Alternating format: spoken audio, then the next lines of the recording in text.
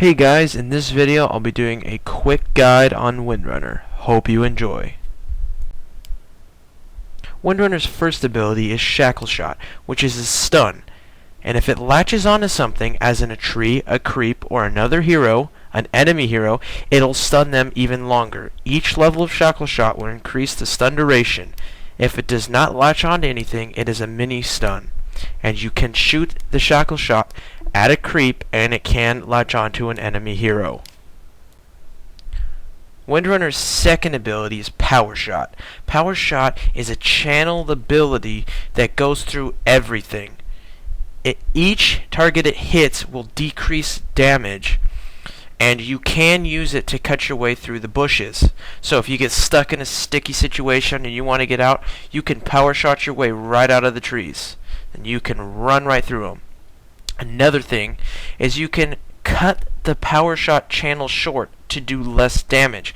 As in, if a kill's getting away, you could cut it short and it will instantly shoot right out of the bow if you move or hit the stop key, which is S by default.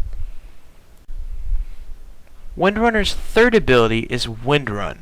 Windrun basically gives you a little boost for a few seconds and you dodge every auto attack. Now, you can still be hit by spells, and towers do not do damage to you while you have Windrun activated. Windrunner's fourth ability is Focus Fire. Focus Fire is a single target ability that gives Windrunner an increased attack speed on that target and that target only. Now, the damage she puts out is reduced, and the ability is allowed to be used on towers. For Windrunner's abilities, I would go Windrun first because Windrunner is best used in the suicide lane, which is the long lane, soloing so that you can have a jungler jungle. I go with Windrun first because it is the safest spell. If you get ganked, you just Windrun and run out. Then at level 2 and 3, I get a level of Power Shot because at level 3, your Power Shot does a lot of damage. Level 4, I pick up Shackle Shot because you need a stun and your mid might be coming up to gank. And level 5, get another level of Power Shot. Now, at level 6, I choose not to get her ultimate, which is Focus Fire, because at low level you don't have a lot of mana and you don't have a lot of damage, so therefore her ult's going to be pretty useless, except for trying to push down a tower. So level 6, pick up Shackle Shot, and at level 7, finish off Power Shot. Now, what I like to do is I like to get Shackle Shot maxed out second after Power Shot is done, and then at level 10 and 11 you want to pick up the first level of your Focus Fire, and then at 11 get the second level. That is by far the best thing. And make sure you finish off maxing out Shackle Shot, then Windrun, then obviously at level 16 get your ultimate, then the rest go into the attributes. For items, I start with a Tango, Sage's Mask, and the Soul Ring recipe and a Clarity. I get the recipe because you already have one piece of the puzzle, and you don't have to use the courier to send you the recipe. When you get your 350 gold, you go buy the Ring of Regeneration. Saves time from the courier. Now, the reason you get a Soul Ring on Windrunner is because you can spam Power Shot and constantly harass your enemies in the lane. You will really be putting pressure on the two up top or bottom, whatever lane is the long lane for you.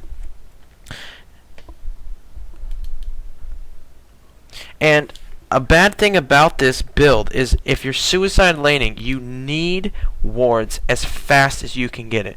So what most teams will do is they'll have one of the supports buy wards and give them to you, or if that doesn't happen, you need to get wards as soon as possible. After you have those items, go ahead for your phase boots so you're constantly boosting through, and you can use the extra damage to get creep kills. Now, after you get that, I usually rush a Force Staff for more mobility and the mana, and you get bonus damage, and it sometimes will save your teammate if they're in desperate need of help, because you can just force them over a wall or get them out of trouble or get them into the team fight if they're not there. It's a really good item. Now, going Orchid after Force Staff is always good. Orchid is amazing for its stats and its silence. Who can go wrong on such an amazing item? Now after I get my Orchid, I usually go for Scythe of Ice. It is always good for its extreme stats and CC ability. Every Windrunner should get one. It shuts a person out on the enemy team. Yule's Scepter is a self-preference item. Not every Windrunner likes it, but it is a very strong item in teamfights to shut out an opponent completely. Now, Lincoln Sphere is a highly recommended item for its ability dodge and high stats. It could save your life. Now, Monkey King Bar is completely optional. It is a really fun item when you use your focus fire on an enemy and just watch them melt. It's extremely optional. Eye of Scotty is considered a luxury item, and it is extremely useful when your stun is on cooldown and you're trying to chase somebody down. This item is completely optional. Windrunner is one of my favorite heroes. I hope you guys all love her as much as I do. Thanks for watching, guys, and stay tuned for more hero guides.